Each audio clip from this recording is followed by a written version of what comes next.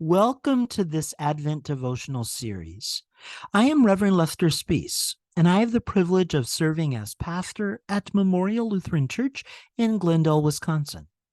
During this Advent season, I will be reflecting on some tough questions that come from Scripture and on some sacred spaces that have helped me to respond to those tough questions.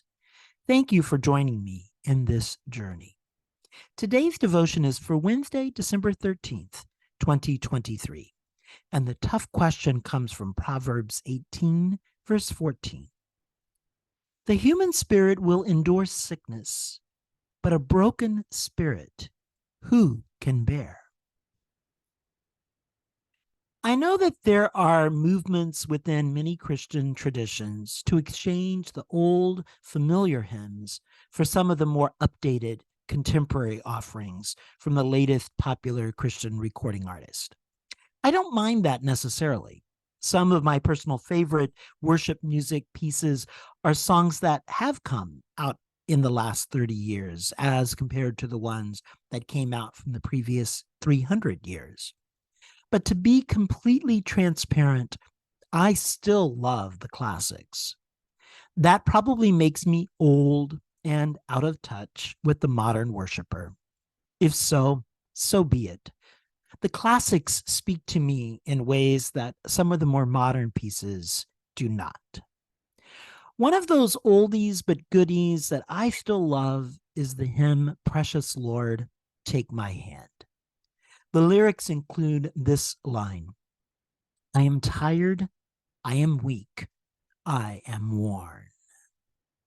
The hymn was written in 1932 by Thomas Dorsey and George Allen. That's before I was even born. Yet, as I write this devotion, I truly feel connected with these lyrics. Current temperatures are in the mid-80s, and it hasn't reached 12 noon yet. In Texas, that might be considered a normal summer day. In Wisconsin, it is hot. On top of that, it has been kind of a rough week. I am feeling tired, weak, and worn.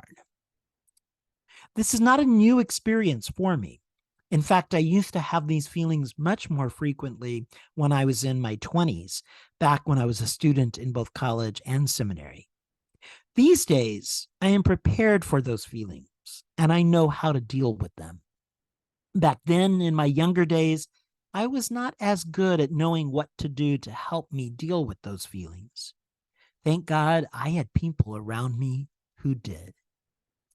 By the time the calendar reached December in 1986, I had spent almost 4 months away from home as a student going to seminary in Gettysburg, Pennsylvania. I could not go home for the weekend like I could during college. Finals were a couple of weeks away. The pressures were starting to build. Life was hard and getting harder. I didn't feel like my usual happy self. I was ready to take a break from everything. And although that break was coming in about 2 weeks, it didn't seem soon enough. Then in early December, in the midst of my early church and its creeds class, it started to snow. As the flakes began to fall, my gaze moved away from the professor and his lecture and toward the windows surrounding our classroom, where I could watch the flakes fall with greater intensity. I did not experience many snowfalls in South Texas as a kid, so the gentle precipitation of those marvelous snowflakes was a wonderful distraction. The professor, who was also from the South, paused the lecture and addressed me and my distracted nature to tell me, Mr. Spees, the fascination with the snow will diminish as the season progresses. He was right, of course. But at that moment, I was enjoying the something new that nature had provided. By the late afternoon, I got to experience a rare wonder during my first 22 years of life. A snow-packed landscape. At supper that night, there were many conversations with friends about the first time they went sledding or otherwise remembered playing in the snow as a kid. I had never gone sledding since we had no snow-covered hills on my farm. And in my entire life, I had only made a couple of small snowmen from the trivial amount of snow that I had seen as a child.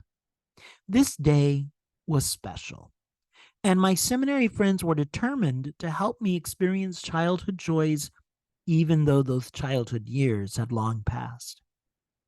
The women who took care of preparing our meals found a sled in the basement of the refectory.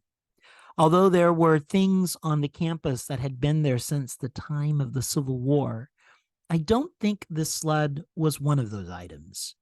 However, I also wasn't convinced that it had not been around that long. It clearly was an antique, but it was an antique that still got the job done.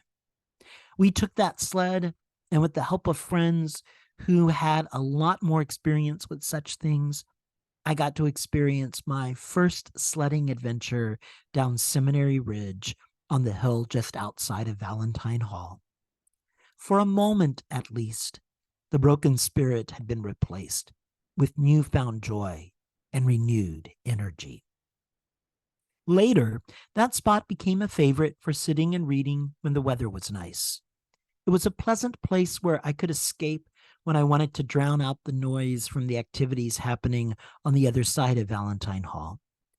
It was a great space for looking out at the city below and considering the things that happened on that historic piece of land.